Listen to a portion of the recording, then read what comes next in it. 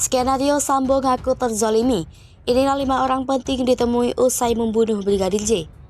Jebakan psikologis kepada orang-orang tertentu untuk mendukung bahwa itu tembak-menembak. Orang percaya mendapatkan press conference misalnya bahwa itu adalah kasus tembak-menembak, bela diri, nanti ketika dimajukan di pengadilan dilepaskan karena ada unsur bela dirinya. Dia punya perhatian.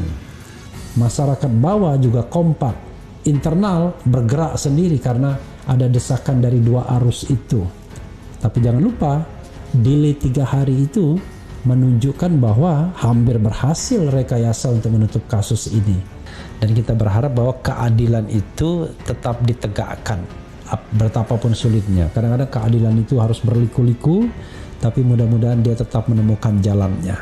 Kalau di tangan penyidik ahli ya, tim sus bukan tambah rumit, ini sudah terang benderang, sudah terpetakan dan terklasifikasi antara pelaku utama, kemudian pelaku yang membantu. Karena Ferdi Sambo melibatkan banyak orang untuk menutupi kasus ini. Siapa itu? 1, Kompolnas. Kompolnas itu hari Senin dipanggil oleh Pak Sambo, diundang ke kantornya. Hanya untuk apa? Hanya untuk nangis di depan Kompolnas. Nangis, waduh saya terhina, saya ditolimi. Nangis gitu, mak jawab gitu aja. Agar ada orang yang nanti membela menyatakan bahwa itu terdolimi. Dan itu kan betul kan? Kompolnas maupun Komnas HAM langsung bilang betul kan? Dan beberapa orang lagi dihubungi, dia hanya nangis saja. Kak, saya ditolimi kak, gimana nih kak? Gitu. Skenario Sambo satu persatu semua terpatahkan sejak awal ingin membuat cerita sebagai jenderal yang terzolimi. Namun akhirnya, drama pembunuhan yang diprakarsai Ferdi Sambo terhadap Brigadir Nofriansah Yosua Huta Barat berujung penetapan tersangka pada dirinya. Sambo terancam hukuman mati dengan pasal 340. Sosok Irjen Fadil Imron dan Ferdi Sambo. Kasus kematian Brigadir J yang awalnya penuh kejanggalan mulai terang benderang. Sebelumnya, Ferdi Sambo begitu jeli menuliskan skenario kematian ajudannya sendiri. Terbukti, skenario buatan Ferdi Sambo mampu membius sederet sosok penting di negeri ini hingga mempercayai ceritanya. Ya, usai membuat naskah pembunuhan yang menewaskan Brigadir J, Ferdi Sambo keluar dari rumahnya di Duren 3, Jakarta Selatan dengan persiapan matang. Tega menghabisi nyawa Brigadir J pada 8 Juli 2022. Ferdi Sambo lantas bergerak mendatangi beberapa tokoh kenalannya di tanggal 11 Juli 2022. Di hari itu, Ferdi Sambo mengadukan nasib pilu kebohongan hidupnya dan istrinya, Putri Candrawati. Tak cukup hanya bercerita, Ferdi Sambo nyatanya tak ragu mengeluarkan air matanya. Kurang lebih di depan 5 tokoh penting, Ferdi Sambo menangis jadi-jadinya. Kala itu Ferdi Sambo berharap iba atas peristiwa karangan yang dialami istrinya. Belakangan diketahui air mata buaya Ferdi Sambo itu hanya jadi alat untuk menjebak kenalannya dalam jebakan psikologis. Cerita tersebut disampaikan Menko Polhukam Mahfud MD. Rupanya Mahfud MD sudah punya firasat sejak awal bahwa kasus pelecehan yang diurai pihak Ferdi Sambo dan disangkakan kepada Brigadir J memiliki kejanggalan. Membuktikan firasatnya, Mahfud MD pun menanyai beberapa tokoh yang kenal dengan Ferdi Sambo. Mengurai nama-nama yang sempat dihubungi Ferdi Sambo saat setelah Brigadir J dihabisi, Mahfud MD blak-blakan.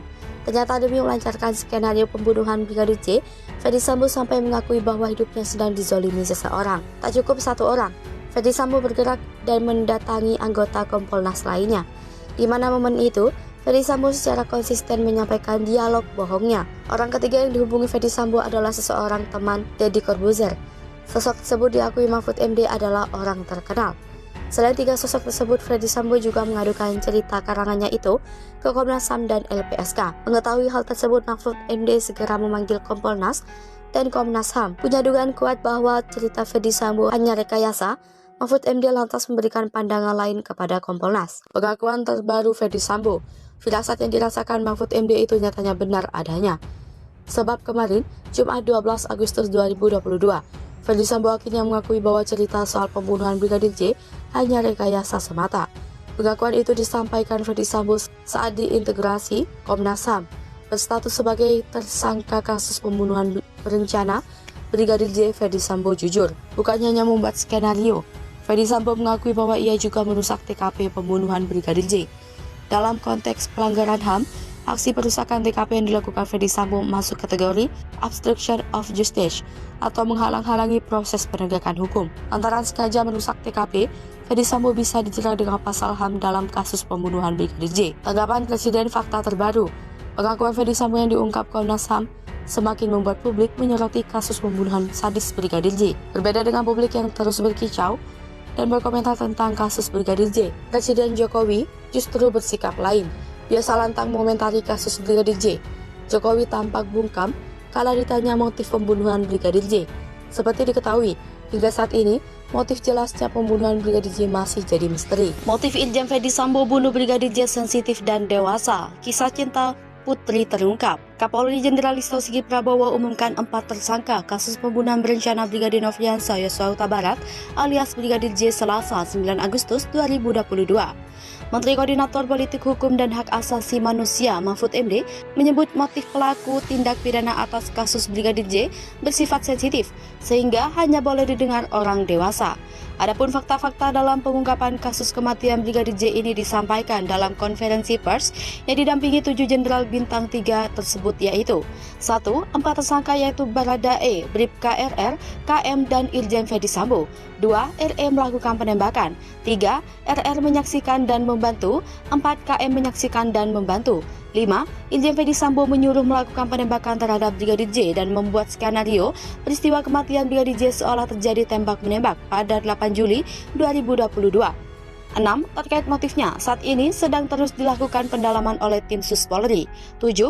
Irwasum Mabes Polri Komjen Agung menjelaskan kesulitan saat menyelidiki kasus tersebut.